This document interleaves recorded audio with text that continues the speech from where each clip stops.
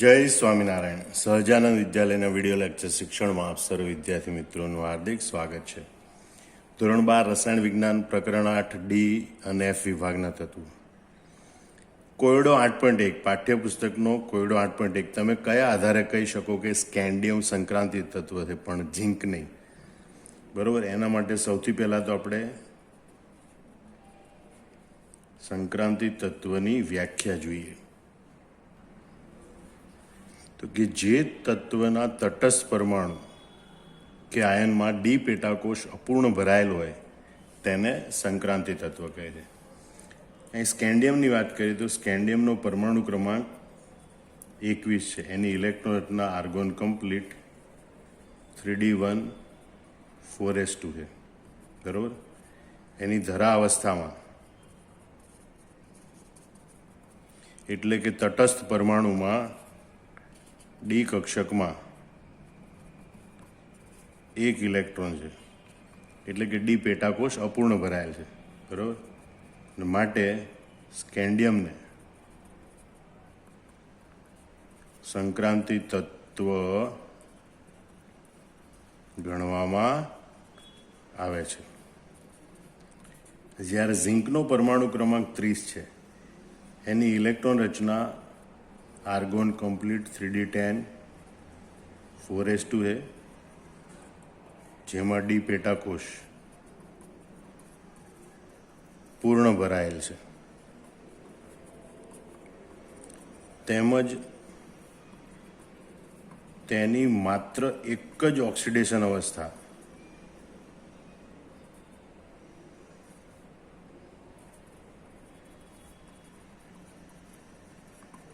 +2 પ્રાપ્ત થાય છે, એટલે કે Zn2+ આયન મળે છે. અને Zn2+ આયનની ઇલેક્ટ્રોન રચના જોઈએ તો આ 4s કક્ષકના 2 ઇલેક્ટ્રોન દૂર થાય એટલે આર્ગોન કમ્પ્લીટ 3d10 પ્રાપ્ત થાય. બરોબર. અને તેમાં પણ ડી પેટાકોષ પૂર્ણ ભરાયેલ છે. બરાબર. અને માટે ઝીંકના તટસ્થ પરમાણુમાં કે ઝીંકના આયનમાં ડી પેટાકોષ સંપૂર્ણ ભરાયેલ છે, અપૂર્ણ ભરાયેલ હોતી નથી. માટે ઝીંકને સંક્રાંતિ તત્વ ગણવામાં આવતું નથી. પણ સંક્રાંતિ તત્વો સાથે તેનો અભ્યાસ અવશ્ય કરવામાં આવે છે. ફરીથી જોઈ લો. પહેલાં તો સંક્રાંતિ તત્વો કોને કહેવાય? જે તત્વના તટસ્થ પરમાણુ એટલે કે ધરાવસ્થામાં કે આયનમાં એટલે કે કોઈ પણ એક ઓક્સિડેશન અવસ્થામાં ડી પેટાકોષ અપૂર્ણ ભરાયેલ હોય એને સંક્રાંતિ તત્વ કહે. સ્કેન્ડિયમનો પરમાણુ ક્રમાંક 21 એની ઇલેક્ટ્રોનના આર્ગોન કમ્પ્લીટ 3d1 4s2 એટલે એની ધરાવસ્થામાં એટલે કે તટસ્થ પરમાણુમાં ડી કક્ષકમાં 1 ઇલેક્ટ્રોન છે, એટલે કે ડી પેટાકોષ અપૂર્ણ ભરાયેલ છે. માટે સ્કેન્ડિયમને સંક્રાંતિ તત્વ ગણવામાં આવે છે. જ્યારે ઝીંકનો પરમાણુ ક્રમાંક 30 છે, એની ઇલેક્ટ્રોનના આર્ગોન કમ્પ્લીટ 3d10 4s2 છે, એમાં ડી પેટાકોષ પૂર્ણ ભરાયેલ છે. બરાબર. એમાં એની માત્ર એક જ ઓક્સિડેશન અવસ્થા પ્રાપ્ત થાય +2. બરાબર. અને એમાં ઇલેક્ટ્રોનના આર્ગોન કમ્પ્લીટ 3d10 છે, એમાં પણ ડી પેટાકોષ પૂર્ણ ભરાયેલ છે. બરાબર. આમ તટસ્થ પરમાણુમાં અને એના એકમાત્ર આયન બંનેમાં ડી પેટાકોષ પૂર્ણ ભરાયેલ છે. બરાબર. એટલે ઝીંકને સંક્રાંતિ તત્વ ગણવામાં આવતું નથી. કોયડો 8.2 સંક્રાંતિ તત્વો શા માટે ઊંચી પરમાણુકરણ એન્થાલ્પી ધરાવે છે? બરાબર. તો કોઈ પણ ધાતુ સ્ફટિક લેટાઇસને તોડી અને પરમાણુઓ વાયુ અવસ્થામાં મુક્ત કરવા માટે ની જરૂરી ઉર્જાને પરમાણુકરણ એન્થાલ્પી કહે છે. અથવા તો એમ કહેવાય કે ભાઈ ધાતુની પરમાણુકરણ એન્થાલ્પી કહે છે. એટલે પહેલાં તો આપણે એ સમજ્યા કે ભાઈ પરમાણુકરણ એન્થાલ્પી એટલે શું? ધાતુ માટે ખાસ તો ધાતુ સ્ફટિક લેટાઇસ હોય એને તોડી એમાં રહેલા પરમાણુ છે એને વાયુ અવસ્થામાં મુક્ત કરવા માટે આપવી પડતી જરૂરી ઉર્જા એને પરમાણુકરણ એન્થાલ્પી કહે છે. હવે સંક્રાંતિ ધાતુ તત્વોમાં ધાત્વિક બંધની રચનામાં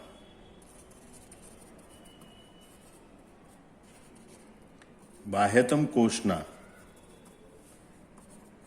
ફોરેસ કક્ષકના ઇલેક્ટ્રોન ઉપરાંત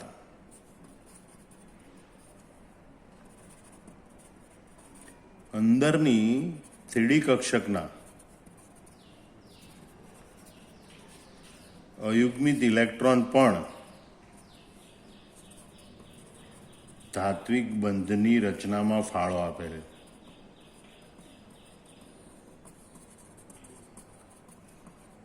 તેથી પ્રબળ આંતરપરમાણુય પારસ્પરિક ક્રિયા થાય છે અને ધાત્વિક બંધ પ્રબળ બને છે.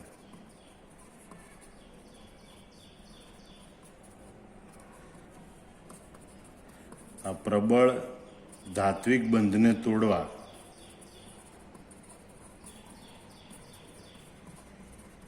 વધારે ઉર્જાની જરૂર પડે,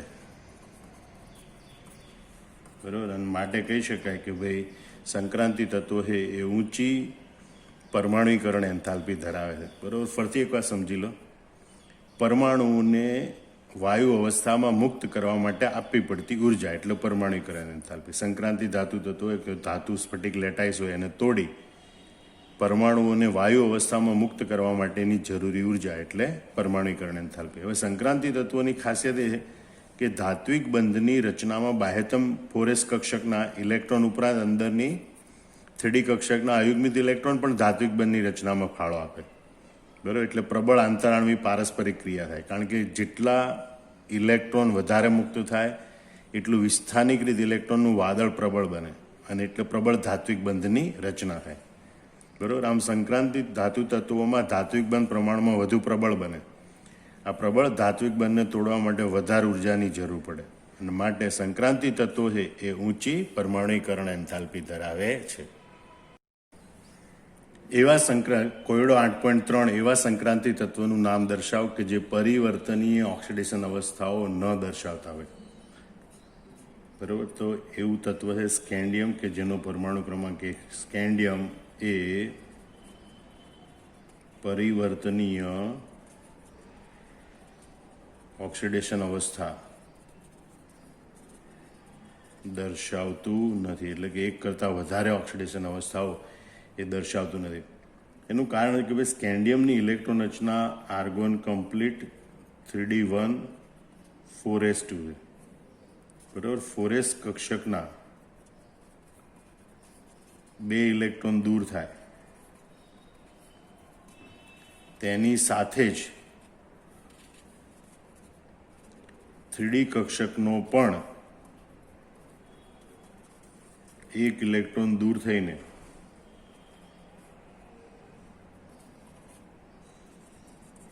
ઉમદા વાયુ આર્ગોન જેવી ઇલેક્ટ્રોન રચના પ્રાપ્ત થાય છે અને માટે સ્કેન્ડિયમ એ માત્ર Sc3+ ઓક્સિડેશન અવસ્થા દર્શાવે છે. એટલે તમે જોઈ શકો સ્કેન્ડિયમ એની ઇલેક્ટ્રોન રચના આર્ગોન કમ્પ્લીટ 3D1 4s2 એટલે જેવા 4s કક્ષકના 2 ઇલેક્ટ્રોન દૂર થાય એની સાથે સાથે આ ડી કક્ષકનો ઇલેક્ટ્રોન પણ દૂર થાય. એનું એક કારણ એ પણ ગણી શકાય 4s અને 3D કક્ષક વચ્ચે ઉર્જાનો તફાવત ઓછો છે, એટલે સ્કેન્ડિયમની પ્રથમ, દ્વિતીય અને તૃતીય આયનીકરણ એન્થાલ્પી વચ્ચે બહુ ઝાઝો તફાવત નથી, એટલે ત્રણેય ઇલેક્ટ્રોન એક સાથે જ દૂર થાય, બરાબર. અને એટલે ઉમદા વાયુ આર્ગોન જેવી ઇલેક્ટ્રોન રચના પ્રાપ્ત થાય અને જ્યારે પૂર્ણ ભરાયેલ કે અર્ધપૂર્ણ ભરાયેલ અથવા તો ઉમદા વાયુ જેવી ઇલેક્ટ્રોન રચના પ્રાપ્ત થતી હોય એટલે કે વધુ સ્થાયી પ્રાપ્ત થતો હોય ત્યારે ઇલેક્ટ્રોન સરળતાથી દૂર થાય અને આયનીકરણ એન્થાલ્પી પણ ઓછી હોય, બરાબર. અને માટે સ્કેન્ડિયમ છે એ માત્ર એક જ Sc3+ ઓક્સિડેશન અવસ્થા દર્શાવે છે, તે પરિવર્તનીય ઓક્સિડેશન અવસ્થા દર્શાવતું નથી. કોયડો 8.4 શા માટે Cr2 પ્લસ રિડક્શન કરતા તરીકે વર્તે છે, જ્યારે Mn3 પ્લસ એ ઓક્સિડેશન કરતા તરીકે વર્તે, જો કે બંને 3d4 ઇલેક્ટ્રોન રચના ધરાવે. તો સૌથી પહેલાં આપણે Cr2 પ્લસની વાત કરીએ કે Cr2 પ્લસ એ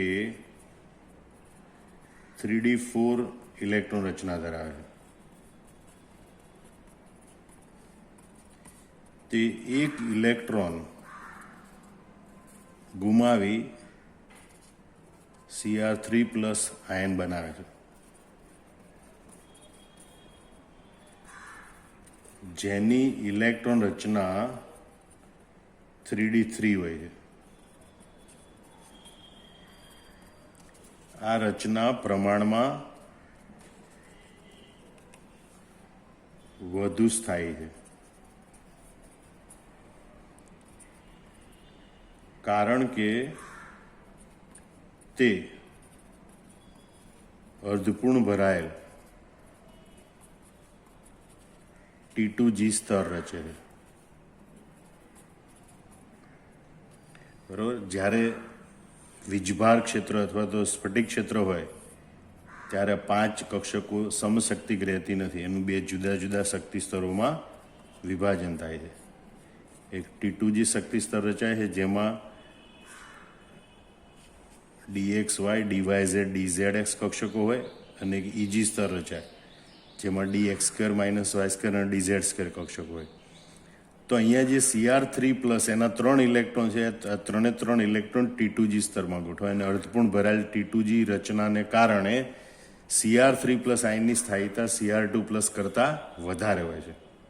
બરાબર. આમ Cr2 પ્લસ છે એ સહેલાઈથી Cr3 પ્લસ આયનમાં રૂપાંતર પામવાની વૃત્તિ ધરાવે છે. બરાબર. અને માટે Cr2 પ્લસ એ રિડક્શન કરતા તરીકે વર્તે છે. એની સામે આપણે જોઈએ કે ભાઈ Mn3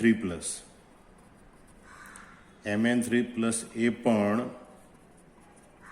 3d4 ઇલેક્ટ્રોન રચના ધરાવે છે. બરાબર. અને તે એક ઇલેક્ટ્રોન મેળવી Mn2 પ્લસ આયન બનાવે છે. બરાબર. જેની ઇલેક્ટ્રોન રચના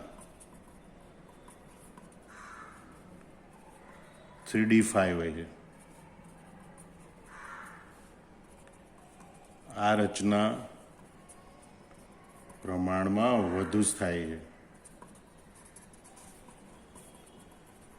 કારણ કે તેમાં અર્ધપૂર્ણ ડી પેટાકોષની રચના થાય છે. અર્ધપૂર્ણ કે પૂર્ણ ભરાયેલ પેટાકોષ હોય તો એની રચના વધુ સ્થાયી, અર્ધપૂર્ણ ડી પેટાકોષની રચના થાય છે. બરાબર. અને માટે Mn3 પ્લસ આયન એ ઓક્સિડેશન કરતા તરીકે વર્તે, જેનું રિડક્શન થાય એ ઓક્સિડેશન કરતા તરીકે વર્તે. Mn3 પ્લસનું Mn2 પ્લસમાં રિડક્શન થાય, કારણ કે એના ઓક્સિડેશન આગમાં ઘટાડો થાય છે, કારણ કે તે ઇલેક્ટ્રોન મેળવે છે. ઇલેક્ટ્રોન મેળવે એટલે રિડક્શન થયું કહેવાય, જેનું રિડક્શન થાય એ ઓક્સિડેશન કરતા કહેવાય. માટે Mn3 પ્લસ એ ઓક્સિડેશન કરતા તરીકે વર્તે છે. બીજું, એના પ્રમાણિત રિડક્શન પોટેન્શિયલના મૂલ્યો એના ઉપરથી પણ આપણે સમજી શકીએ. E0 Cr3 plus Cr2 is equal to -0.41. બરાબર. આ ઋણ મૂલ્ય એમ દર્શાવે છે કે ભાઈ આની Cr3 પ્લસની Cr2 પ્લસમાં રિડક્શન પ્રક્રિયા શક્ય નથી, પણ એની પ્રતિગામી પ્રક્રિયા એટલે Cr2 પ્લસ Cr3 પ્લસ તો +0.41 થાય. બરાબર. તો એનો મતલબ કે Cr2 પ્લસનું Cr3 પ્લસમાં ઝડપથી ઓક્સિડેશન થાય છે, અને માટે Cr2 પ્લસ એ રિડક્શન કરતા તરીકે વર્તે. જ્યારે E0 Mn3 પ્લસ Mn2 પ્લસનું મૂલ્ય +1.57 વોલ્ટ છે. આ ધન મૂલ્ય એમ સૂચવે છે કે Mn3 પ્લસનું Mn2 પ્લસમાં રિડક્શન શક્ય છે. જો ઋણ મૂલ્ય હોય તો આ રિડક્શન શક્ય બનતું નથી, એનાથી વિરોધી પ્રક્રિયા સરળતાથી શક્ય બને. બરાબર. અહીંયા E0 Mn3 પ્લસ Mn2 પ્લસનું મૂલ્ય ધન છે +1.57, એનો મતલબ કે Mn3 પ્લસનું સરળતાથી Mn2 પ્લસમાં રિડક્શન થાય છે. માટે Mn3 પ્લસનું સરળતાથી Mn2 પ્લસમાં રિડક્શન થાય. એનો મતલબ કે Mn3 પ્લસ જેનું રિડક્શન થાય ઓક્સિડેશન કરતા તરીકે વર્તે, આમ Mn3 પ્લસ એ ઓક્સિડેશન કરતા તરીકે વર્તે છે. બરાબર. આમ E0 M3 plus M2 plus એના જે પ્રમાણિત રિડક્શન પોટેન્શિયલના મૂલ્ય છે એના આધારે પણ આ બાબત સમજાવી શકાય.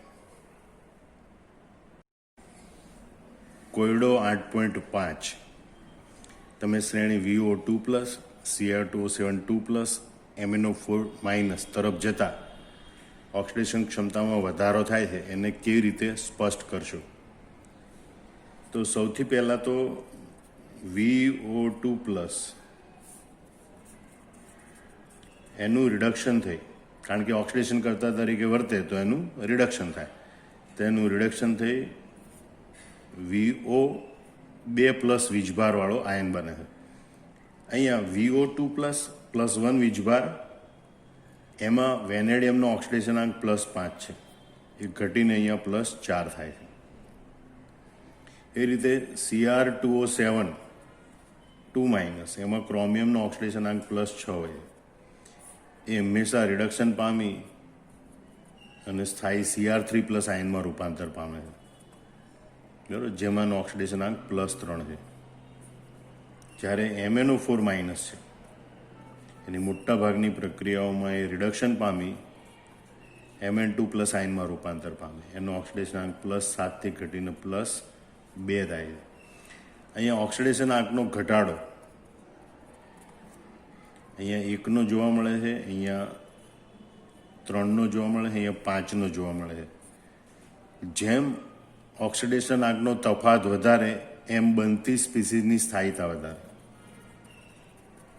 જેમ ઓક્સિડેશન આંકનો તફાત વધારે તેમ રિડક્શન પ્રક્રિયાને અંતે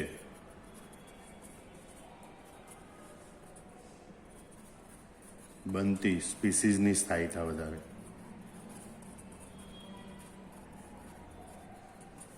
બરાબર. અને તેમ ઓક્સિડેશન કરતા તરીકે વર્તતી સ્પીસીઝની ક્ષમતા એટલે કે પ્રબળતા વધારે હોય. અહીં ઓક્સિડેશન આંકનો તફાવત અહીંયા 5નો ફેરફાર થાય એટલે Mn પ્લસ છે એની સ્થાયીતા સૌથી વધુ છે, એના કરતાં ઓછી સ્થાયીતા Cr3 પ્લસની છે, એના કરતાં ઓછી સ્થાયીતા VO2 પ્લસની છે. બરાબર. અને માટે ઓક્સિડેશન કરતા તરીકેની ક્ષમતા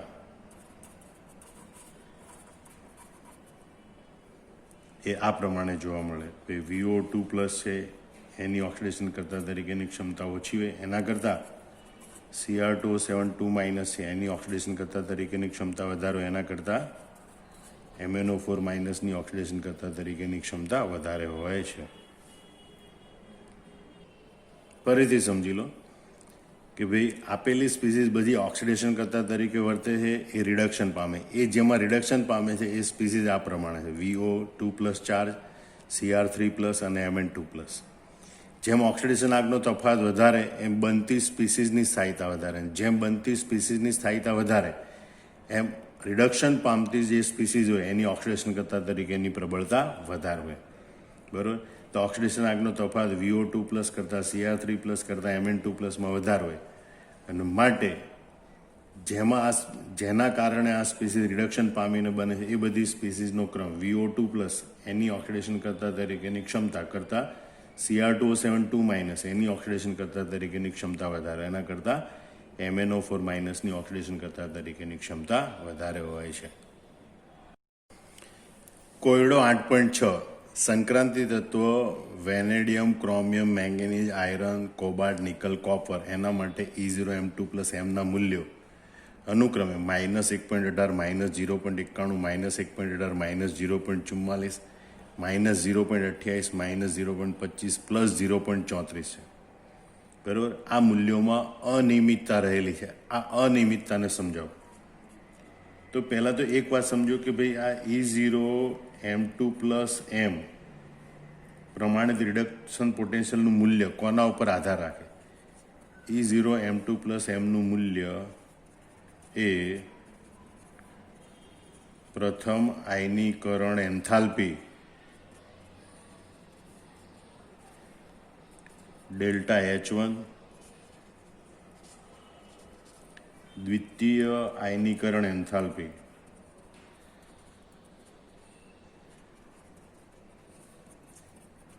ડેલ્ટા H2, ઉર્ધ્વપાતન એન્થાલ્પી અથવા તો કહેવાય પરમાણુકરણ એન્થાલ્પી ડેલ્ટા HA, બરાબર. તેમજ M2 પ્લસ આયનની જલીયકરણ એન્થાલ્પી ડેલ્ટા H હાઇડ્રેશન પર આધાર રાખે છે. ધ્યાન રાખજો, બરાબર. E0 M2 પ્લસ Mનું મૂલ્ય પ્રથમ આયનીકરણ એન્થાલ્પી ડેલ્ટા H1, દ્વિતીય આયનીકરણ એન્થાલ્પી ડેલ્ટા H2, ઉર્ધ્વપાતન એન્થાલ્પી અથવા તો પરમાણુકરણ એન્થાલ્પી ડેલ્ટા HA તેમજ M2 પ્લસ આયનની જલીકરણ એન્થાલ્પી ડેલ્ટા HM હાઇડ્રેશન પર આધાર રાખે છે. હવે અહીંયા પ્રથમ સંક્રાંતિ શ્રેણીના તત્વોમાં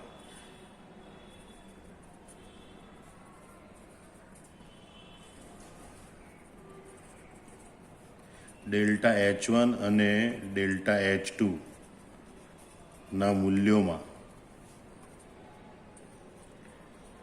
અનિયમિત વલણ જોવા મળે છે. ખાસ કરીને બંનેના સરવાળાનું વલણ delta H1 plus delta H2, બરાબર. તેમજ વેનેડિયમ અને ઝિંક જેવા તત્વોની ઉર્ધ્વપાતન એન્થાલ્પી અપેક્ષા કરતાં ઓછી છે. આવા કારણોને લીધે આ તત્વોના E0 M2 પ્લસ M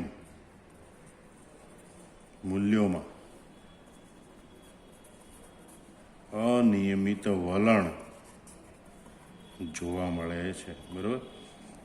એટલે અહીંયા પ્રથમ સંક્રાંતિ શ્રેણીના તત્વો હોય એમાં પ્રથમ આયનીકરણ એન્થાલ્પી દ્વિતીય આયનીકરણ એન્થાલ્પીના મૂલ્યો, બરાબર. Delta IH1 delta H2 delta IH1 delta H2 એટલે એનો સરવાળો છે એના મૂલ્યમાં અનિયમિત વલણ જોવા મળે. તેમજ વેનેડિયમ ઝિંક જેવા તત્વો છે એની ઉર્ધ્વપાતન એન્થાલ્પી અપેક્ષા કરતાં ઓછી છે. આ બધા કારણો લીધે આ તત્વો છે પ્રથમ સંક્રાંતિ શ્રેણીના તત્વો એના E0 M2 પ્લસ M, બરાબર, એટલે પ્રમાણિત રિડક્શન પોટેન્શિયલના મૂલ્યો એમાં અનિયમિત વલણ જોવા મળે છે. કોયડો 8.7 Mn3 પ્લસ Mn2 પ્લસ યુગ્મ માટે E0નું મૂલ્ય એ Cr3 પ્લસ Cr2 પ્લસ અથવા Fe3 પ્લસ Fe2 પ્લસના E0ના મૂલ્ય કરતાં વધારે ધન શા માટે હોય છે સમજાવો. તો યાદ રાખજો કે E0 M3 plus M2 plus નું મૂલ્ય એ ધાતુ આયનની અથવા ધાતુની તૃતીય આયનીકરણ એન્થાલ્પી ડેલ્ટા H3ના મૂલ્ય પર આધાર રાખે છે.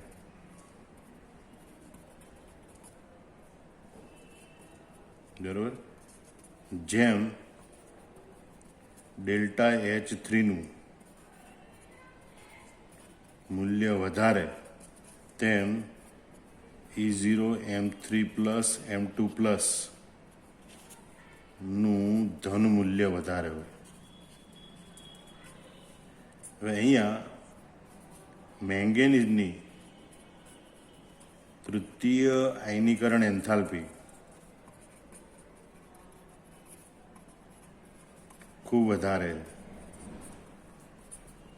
કારણ કે Mn2 પ્લસ આયન એ અર્ધપૂર્ણ પેટાકોષ D5 ધરાવે જે પ્રમાણમાં વધુ સ્થાયી છે. માટે એમાંથી ઇલેક્ટ્રોન દૂર કરવો મુશ્કેલ, એટલે એની તૃતીય આયનીકરણ એન્થાલ્પી વધારવે. બરોબર. અને તેથી Mn3 પ્લસ Mn2 પ્લસ યુગ્મ માટે E0નું મૂલ્ય વધારે ધન હોય છે. બરાબર. E0 Mn3 પ્લસ Mn2 પ્લસનું મૂલ્ય 1.57 છે. E0 Fe3 plus Fe2 plus એનું મૂલ્ય 0.77 છે. અને E0 Cr3 plus Cr2 plus બરાબર એનું મૂલ્ય -0.41 છે. બરાબર. જે એમ દર્શાવે છે કે Mn3 પ્લસ કરતાં Mn2 પ્લસની સ્થાયીતા ખૂબ વધારે છે. બરાબર. અને માટે E0 Mn3 પ્લસ Mn2 પ્લસનું મૂલ્ય ખૂબ વધારે ધન હોય છે. જ્યારે E0 Cr3 પ્લસ Cr2નું ઋણ મૂલ્ય એમ દર્શાવે કે Cr2 પ્લસની સ્થાયીતા Cr3 પ્લસ કરતાં ઘણી વધારે હોય છે. આમ ફરીથી સમજી લો કે E0 M3 પ્લસ M2 પ્લસનું મૂલ્ય એ ધાતુની તૃતીય આયનીકરણ એન્થાલ્પી પર આધાર રાખે. જેમ તૃતીય આયનીકરણ એન્થાલ્પીનું મૂલ્ય વધારે એમ E0 M3 પ્લસ M2 પ્લસનું ધન મૂલ્ય વધારે હોય છે. મેંગેનીઝ છે એની તૃતીય આયનીકરણ એન્થાલ્પી ખૂબ વધારે છે, કારણ કે ત્રીજો ઇલેક્ટ્રોન દૂર કરવા માટે Mn2 પ્લસમાંથી ઇલેક્ટ્રોન દૂર કરવો પડે. Mn2 પ્લસ આયને અર્ધપૂર્ણ પેટાકોષ D5 રચના ધરાવે, એ ખૂબ સ્થાયી છે. એમાંથી ત્રીજો ઇલેક્ટ્રોન દૂર કરવો મુશ્કેલ છે. બરાબર. અને માટે Mn3 પ્લસ Mn2 પ્લસ યુગ્મ માટે E0નું મૂલ્ય વધારે ધન હોય છે. જેમ દર્શાવે કે Mn3 પ્લસ આયન જે ખૂબ સરળતાથી Mn2 પ્લસ આયનમાં રિડક્શન પામે છે. કોયડો 8.8. જો કોઈ પરમાણુનો પરમાણુ ક્રમાંક 25 હોય તો તેના જલિત રાણમાં દ્વિસંયોજક આયનની ચુંબકીય ચાકમાત્રા ગણો.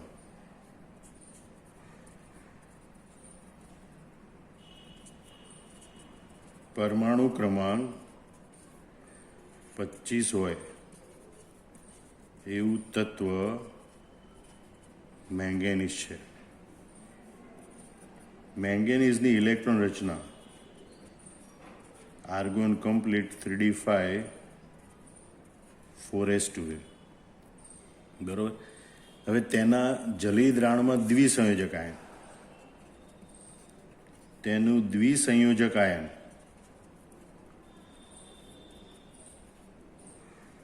Mn2 પ્લસ છે. Mn2 પ્લસની ઇલેક્ટ્રોન રચના આર્ગોન કમ્પ્લીટ 3d5 છે. બરાબર. જેમાં ડી કક્ષકમાં 5 ઇલેક્ટ્રોનની ગોઠવણી થાય તો 5 ઇલેક્ટ્રોન અયુગ્મિત ગોઠવાય. એટલે કે ડી કક્ષકમાં 5 અયુગ્મિત ઇલેક્ટ્રોન છે.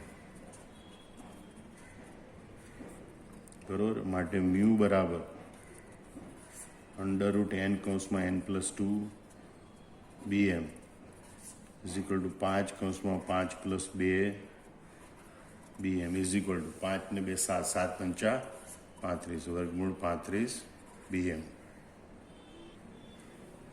= 5.92 bm. આમ આ દ્વિસંયોજક આયનની ચુંબકીય ચાકમાત્રા ગણતરી કરેલી 5.92 bm જેટલી હોય છે. ફરીથી સમજી લો. પરમાણુ ક્રમાંક 25 હોય એવું તત્વ મેંગેનીઝ છે. એની ઇલેક્ટ્રોનના આર્ગોન કમ્પ્લીટ 3d5 4s2 છે. એનું દ્વિસંયોજક આયન Mn2 પ્લસ થાય. બરાબર. એટલે એને 2 ઇલેક્ટ્રોન 4s કક્ષકના ગુમાવી દીધેલા હોય. તો Mn2 પ્લસની ઇલેક્ટ્રોનના આર્ગોન કમ્પ્લીટ 3d5 થાય, જેમાં ડી કક્ષકમાં 5 અયુગ્મિત ઇલેક્ટ્રોન છે.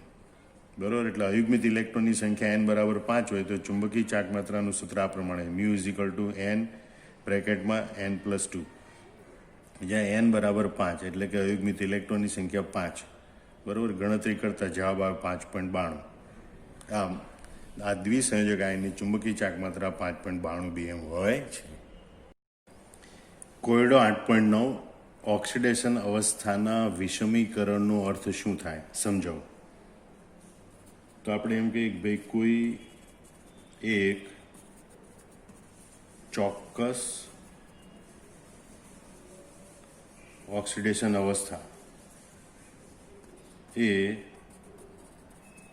તેના કરતાં ઊંચી અને નીચી ઓક્સિડેશન અવસ્થાઓ કરતાં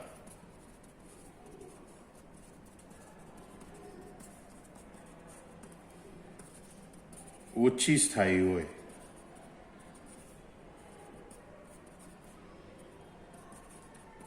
ત્યારે તેનું વિષમીકરણ થાય.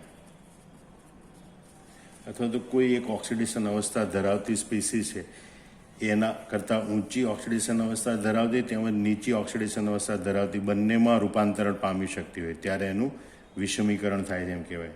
તો આના માટે કે ભાઈ આવી ઓક્સિડેશન અવસ્થા ધરાવતી સ્પીસીસ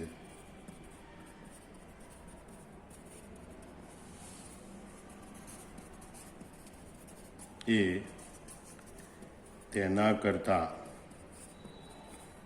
ઊંચી ઓક્સિડેશન અવસ્થા ધરાવતી સ્પીસીસ અને નીચી ઓક્સિડેશન અવસ્થા ધરાવતી સ્પીસીસમાં રૂપાંતરણ પામે છે. બરાબર, તેને તેનું વિષમીકરણ થયું એમ કહેવાય.